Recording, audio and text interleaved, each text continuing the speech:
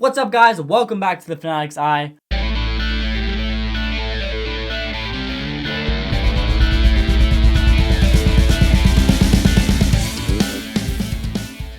Following a 3-0 shutout loss to the Vikings, the Las Vegas Raiders decided to turn things around. So what do? They go drop 42 points in the first half against the Chargers, and then they end up winning 63-21, which is the largest deficit in Chargers history. The following day, Brandon Staley is finally fired.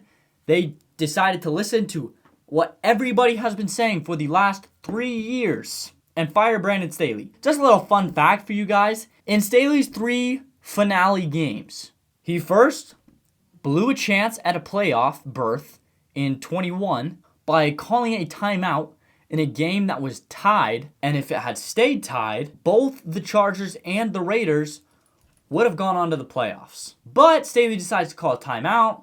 The Raiders have the ball. They get a chance to make a play, kick a game-winning field goal, and knock the Chargers out of the playoffs. Second, last season, in the wild card game, their last game of the season, they blew a 27-0 halftime lead over the Jacksonville Jaguars.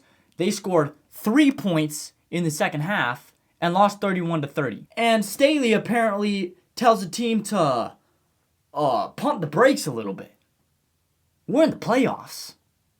What are you pumping the brakes for? Okay? You beat that team by as many possible points as you can beat them by. There is no excuse to lose a 27-0 point lead. They lost by a single point because Brandon Staley told that team to pump the brakes. They lost their mojo.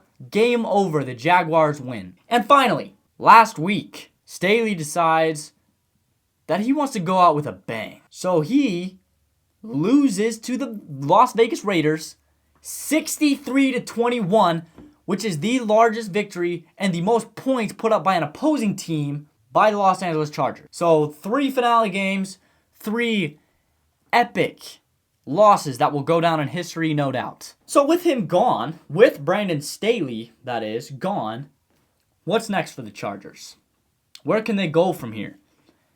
Let's be clear about one thing. Their season's over. They're 5-9. Their stud quarterback in Justin Herbert is out for the season. Mike Williams out for the season. Keenan Allen has been struggling with lingering injuries all season long. And despite the fact that the defense consists of a defensive back duo of Derwin James and Asante Samuel and a pass rush duo of Khalil Mack and Joey Bosa, their defense looks like a high school JV team. All right, I'm just saying it how it is. Now, that might be a little over the top, but they have one of the worst defenses in the league. Okay, the Raiders are not a good team. Their quarterback is Aiden O'Connell, who nobody thought would start this season at any point. There is absolutely no excuse with the roster that the Chargers have that they should have given up 63 points to a team that scored 0 against the Minnesota Vikings. No excuse for it. Okay, but as far as I'm concerned, come next season, you're a head coach away from being a Super Bowl contender. And that head coach needs to be Bill Belichick. Bill Belichick is one of the greatest defensive minds that football has ever seen and will no doubt go down as one of the best, or if not the best, person to put on a headset on a football sideline.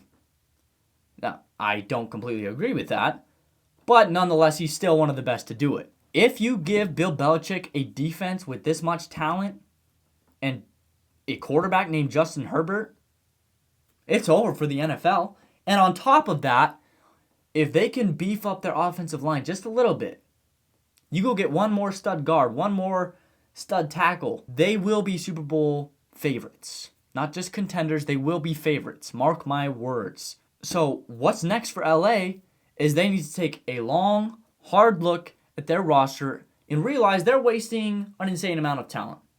They need to do what Denver did, do what the Broncos did, go give some picks away to the New England Patriots to go get Bill Belichick before somebody else does. Because everyone knows he's on the hot seat in New England. No matter historically how great he's been, no matter the amount of Super Bowls he's won, the amount of players he's sent to the Pro Bowl, okay, doesn't matter. None of that matters. you have a 3-win season, you're going to struggle to keep your job no matter who you are, even if you're the greatest coach of all time. Now, is it necessarily his fault that they're that bad? Not necessarily. But nonetheless, they're going to be looking to make some changes in New England. Now, the problem is with Bill Belichick is I am sure that Mr. Kraft would be willing to keep Bill Belichick as long as he stepped down from his GM job. Bill Belichick, as we all know, is not the best at evaluating talent. But the problem is he's just not willing to take a back seat. He doesn't want somebody else picking his players for him, especially in an organization where he's been doing that for so long, for his entire time being there. So if he's not willing to step down as the GM, I don't think Kraft wants him there anymore. So he's going to be looking to move on. And who is the best suitor for Bill Belichick? It's the Los Angeles Chargers. It is most definitely the Chargers. And if the Chargers can't find a way to go get him, they're going to continue to have these mediocre to much worse than mediocre seasons. And nobody wants to see a guy like Justin Herbert's talent be wasted for his entire career. Now, if the problem wasn't the coaching and it really is Justin Herbert, then that's his fault. He's a talented guy who can't carry a team. Whatever. But at least give him a chance with a real coach to see what his potential could really be. So that's what they need to do. They need to go give away some draft picks, go get Bill Belichick, get Justin Herbert in a position where he can win a Super Bowl, stay healthy, and boom, there you go. That is your formula for next season. If they don't, I'm sorry, Chargers fans. Sucks to suck. But that's all I got for today. Hope you enjoyed. If you did, make sure to drop a like, subscribe to the channel, and we will see you on the next video. Peace out.